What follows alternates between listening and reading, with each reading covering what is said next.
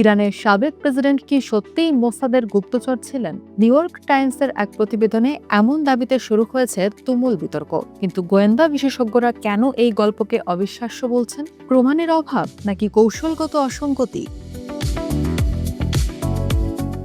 New York টাইমসে প্রকাশিত এক অনুসন্ধানী প্রতিবেদনে ইরানের সাবেক প্রেসিডেন্ট মাহমুদ আহমাদিনেজাদকে ঘিরে নতুন বিতর্কের জন্ম দিয়েছে। প্রতিবেদনে বলা হয়েছে, ইসরায়েলের গোয়েন্দা সংস্থা মোসাদ দীর্ঘদিন ধরে আহমাদিনেজাদকে নিজেদের পক্ষে কাজ করানোর চেষ্টা করেছে এবং ইসলামী প্রজাতন্ত্র পরবর্তী ইরানের সম্ভাব্য নেতা হিসেবেও বিবেচনা করেছিল।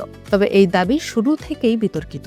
সাবেক কূটনীতিক ও নিরাপত্তা বিশ্লেষকদের ভাষ্যমতে ইরানের ক্ষমতার মূল কেন্দ্র প্রেসিডেন্ট নয়, বরং প্রধান নেতা ও ইসলামী রেভলিউশনারি গার্ড কর্পস বা আইআরজিসি। তাই এমন একটি অপারেশনের লক্ষ্য হিসেবে আহমাদিনেজাদকে বেছে নেওয়ার কৌশলগত যৌক্তিকতা নিয়েই সন্দেহ দেখা দিয়েছে। প্রতিবেদনে বুদাপেস্টে গোপন বৈঠক, মোসাদ প্রধানের সঙ্গে মেলামেশা এবং ইরানে কথিত সেফ হাউসের মতো নাটকীয় ঘটনার বিশ্লেষণ দেওয়া হয়েছে। কিন্তু এর পক্ষে কোনো দালিলিক প্রমাণ, অডিও, ভিডিও বা পরিচয় প্রকাশ করা গোয়েন্দা কর্মকর্তার বক্তব্য উপস্থাপন করা হয়নি। পুরো প্রতিবেদনের বড় অংশই বেনামি সূত্রের উপর নির্ভরশীল।